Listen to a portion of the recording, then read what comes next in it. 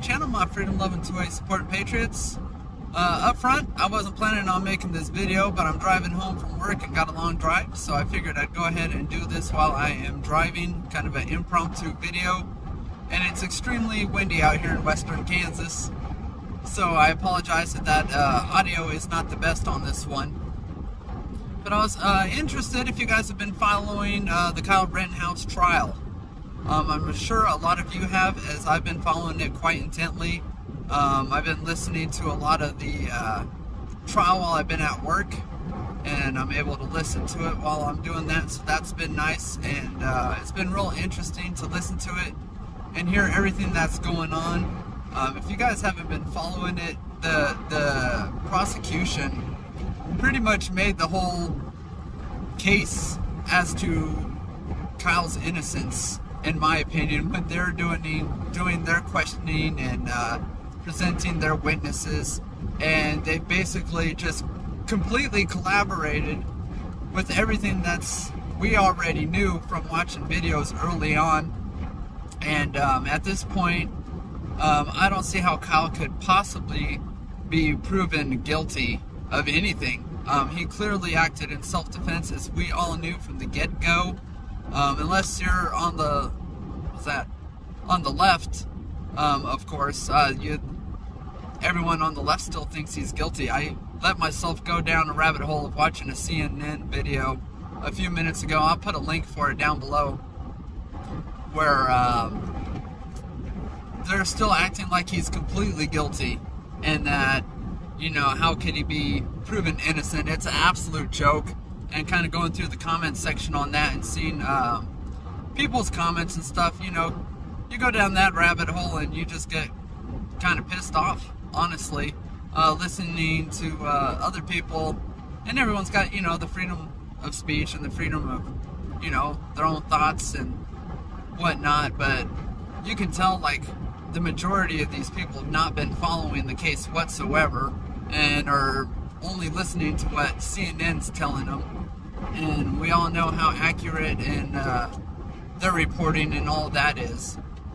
So they're still trying to make it look out like Kyle's guilty.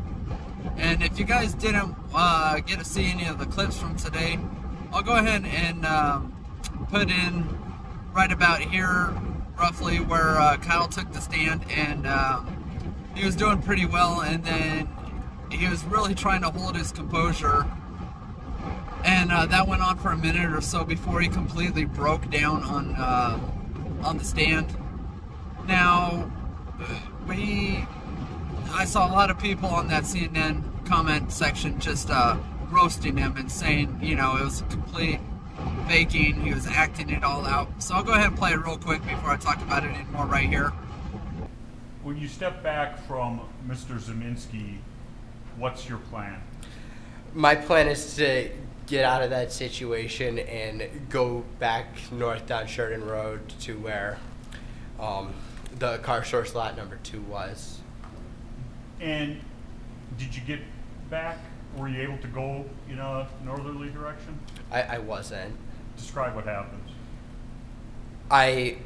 Once I take that step back, I look over my shoulder, and Mr. Rosenbaum was now running from my right side, and I was cornered from in front of me with Mr. Ziminski, and there were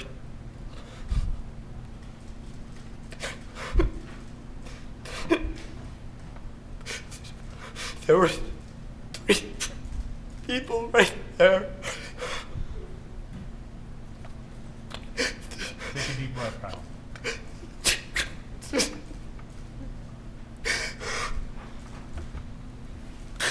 That's what I...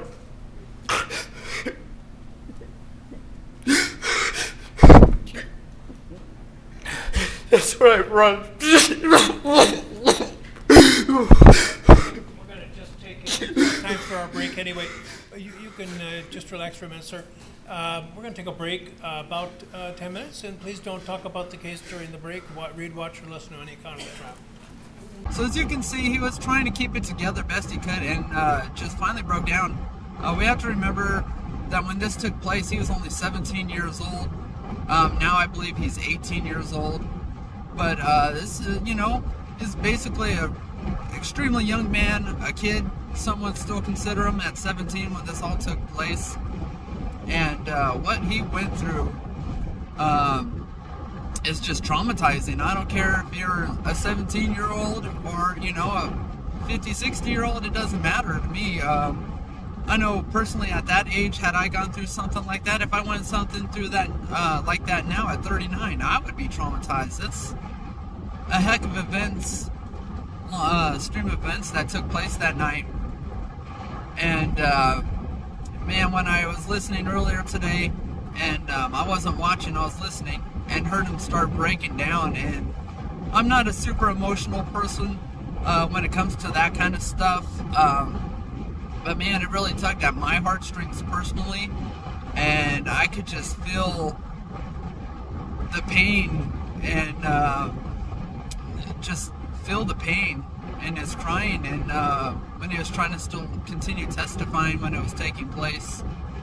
And he went through a lot, and I can't blame him for breaking down like that. You know, this is something he's going to have to live with for the rest of his life. Even though he was acting in self-defense, you could clearly tell he didn't want to have to, you know, use his gun and take those lives. So I find it all rather fascinating. I think this is going to be a huge case going forward as far as people acting in self-defense. All the evidence permitted or submitted, and the testimonies all shown that he acted in self-defense. And so I think this should be a pretty open and shut case. I think the prosecutors are idiots. They did a terrible job, and if anything, in my opinion, just helped prove his innocence even further. So that's kind of all I got for this one. I was thinking about making it a Sunday Thoughts video, but I figured I'd go ahead and crank one out for today. So let me know what you guys think. Have you been following the trial? I think Kyle, you know, like I said, he's completely innocent. And I really feel for the young man and everything he's had to go through and is still continuing to go through. And it's something that's going to hang over his head for the rest of his life. You know, wherever he goes, his face is going to be known and people are going to hate him. And it's just so sad. So thoughts and prayers for him. I'll be keeping him in my prayers. I hope you all do as well. And thanks for watching as always, you guys. We'll catch you next time. God bless.